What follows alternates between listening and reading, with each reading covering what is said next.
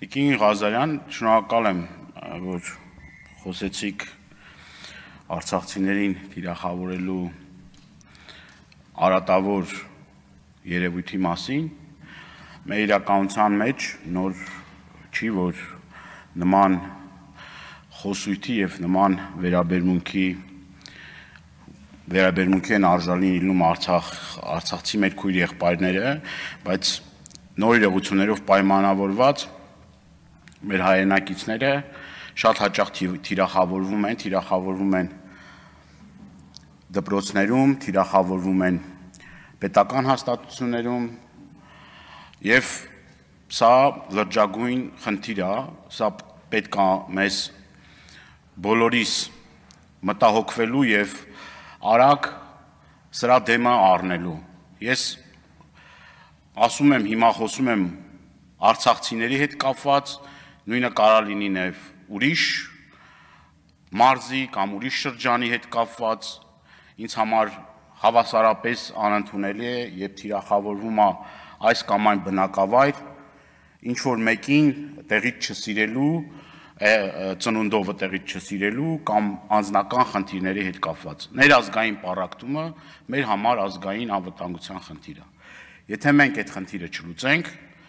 մենք դատապարտված ենք ձախողման եւ մեր պետությունը երբևիցե չի կարալու այս խնդիրը առանց սրա հաղթահարման ես մեր ապագան չեմ պատկերացնում։ Եվ անչափ կարևոր է հատկապես այն ոչ թե ես ընդդիմադիր падգամավոր եմ դրա համար եմ խոսում, բայց շատ կարևոր է նաեւ այն մարդիկ, որոնք որ իշխանամերձ շրջանակներից են կամ իրենց համարում են իշխանամերձ շրջանակների բլոգեր կամ որոշակի առումով ակտիվիստ, այնպիսի հայտարարություններ չանեն իրենց խոսույթում, որը մեղմ ասած անընդունելի եւ ոչ միայն մարդկանց թիրախավորում են, իրենց պատկանելիության համար ամենակեղտոտ, ամենազազրելի արտահայտություններն են իրենց թույլ տալի ասել։ Եվ ինչքան էլ որ հաղորդում աներկայացում հանցագործության մասին, այդ մարդիկ մի անգամ չեն կանչվում հարցաքննության։ Ու այդ անպատժելիությունը ծնում է նոր հանցագործություններ, նոր լկտիություններ։ Բայց ես ուզում եմ նաև այլ բանի մասին խոսել։ Անկախ նրանից դա կլինի իշխանական, ընդդիմադիր եւ նույն ձևով հանդես գա, պիտի պատժի արժանանա, բայց կրկնում եմ շատ հաճախ այդ մարդիկ անգամ չեն կանչվում հարցաքննության եւ շարունակում են իրենց գործունեությունը։ Եւ սա նորից եմ կրկնում, կարող եմ նաեւ անուններ տալ, չգիտեմ, գիտեք, մեր հասարակության մեջ արդեն գաղտնիք չէ, ինչ որ բլոգերներ կան, Ռոման Բաղդասարյան, մեկ էլ մյուսեր, որոնք չգիտես էլի այդ մարդիկ այս երկրի, այս պետության հետ ընդհանրապես ինչ կապ ունեն կամ քիչ են օր առաջ հայտնվում ԱԱԾ մեկուսարաններում։ Եվ ես նաև այլ թեմաներ կա, կուզեմ դրան էլ անդրադառնալ, քանի որ իմ աշխատանքային գործունեության շրջանակներում շատ հաճախ լինում ենք քրեակատարողական հիմնարկներում, ես նաև ուզում եմ անազատության մեջ գտնվող մեր հայրենակիցների խնդրանքներն էլ մի քանի խնդրանքներ փոխանցել նաև ձեզ, չգիտեմ ձեր տիրույթում, թե Արդարադատության նախարարության տիրույթում, վաղաժամ ազատ արձակման խնդրի հետ կապված, համաներման հետ կապված, եթե չեմ սխալվում, արդեն 7 տարի է մեր երկրում համաներում տեղի չի ունեցել։ Ես գիտեմ, որ սա շատ նուրբ թեմա է, բայց կարծում եմ, այս համաներման թեման մենք պետք է քննարկենք եւ փորձենք նաեւ սրան էլ լուծումներ տանք, որովհետեւ ամբողջ աշխարհում դա ընդունված պրակտիկա, Հայաստանի Հանրապետությունում էլ է դա եղել եւ այս առումով մենք պետք է քայլեր ձեռնարկենք։ Ես նաեւ ուզում եմ առանց որևէ մի էմոցիաների, առանց մեկը մյուսի մեղադրանքների նաեւ խոսել Հայաստանում տիրող ուրեմն այս քրեական միջավայրի մասին, որի մեջ շատ հաճախ, որի տուժողը շատ հաճախ լինում են մեր ընտանիքի անդամները, մենք անձամբ, ես ոչ թե իմ օրինակով եմ ասում, որ դա տեղի է ունեցել ինձ հետ, իմ գործընկերը Թադևոս Ավետիսյանն էլ ասեց, բայց իրապես գողությունների թիվը ահավոր մեծ մասշտաբների է հասել, օրինակ նաև, որ ներքին գործերի նախարարը այստեղ խոսում էր նաև, որ ինչ-որ դինամիկան չի աճում, նվազման տեմպեր կան, ես ուզում եմ նաև այս առիթը օգտագործել, ասել, որ եթե նվազման տեմպեր էլ կան, այդ նվազման տեմպերը դա նրանից է, որ շատ ժամանակ չեն վստահում իրավապահ համակարգին։ Իմ հետ կատարված իմ մեքենան 5 անգամ թալանել են, 3 անգամ ուրեմն հաղորդում եմ ներկայացրել հանցագործության մասին, 4-րդ անգամ, որ եկան ասին, որ մեքենա թալանել են, ասի խու մարդ բան չի տեսել,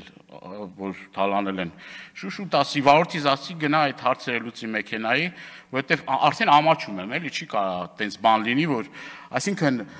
մենք արդեն ամաչում ենք, էլի հաղորդում տանք հանցագործության մասին, ամաչում ենք, որովհետև չի լինում սենց, էլի, համ վնաս կրես, նաև վերջին դեպքի մասին եմ ուզում ասել, նաև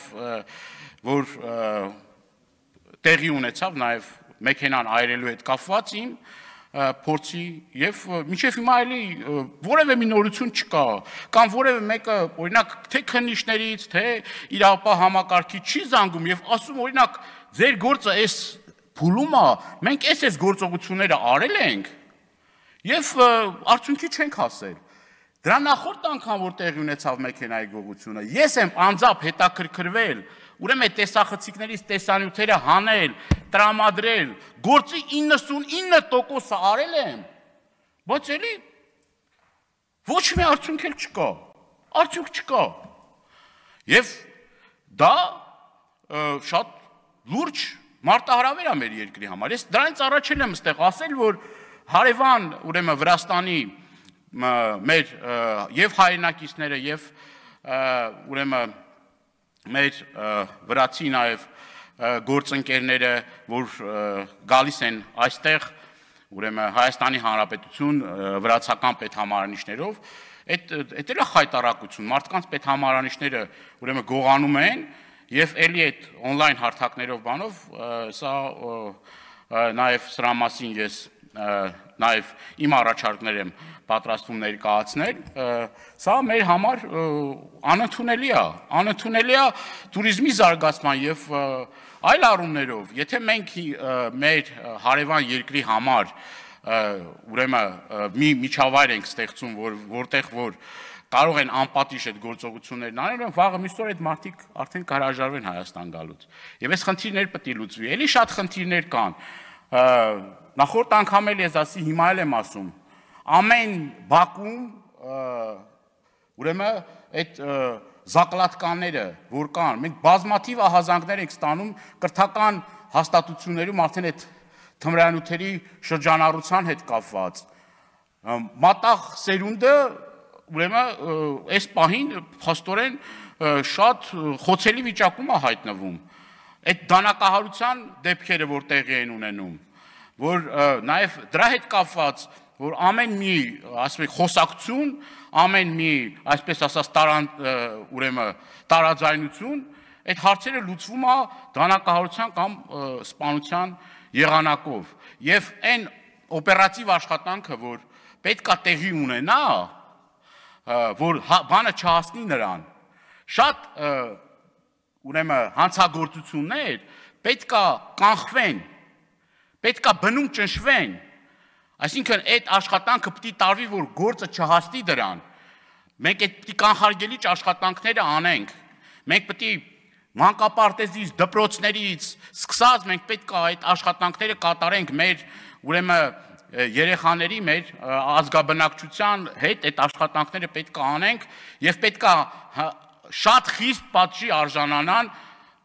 գողություն անողները։ Իրանց օրինակ պետք է այն մարդիկ, որոնք որ գողություն են անում եւ պատիժը քիչ է լինում, ինչ որ նաեւ այնտեղ գումար կա, այդ գումարը մուծում են եւ ոչ մի խնդիր էլ չկա, այսինքն պատշաճապը պետք է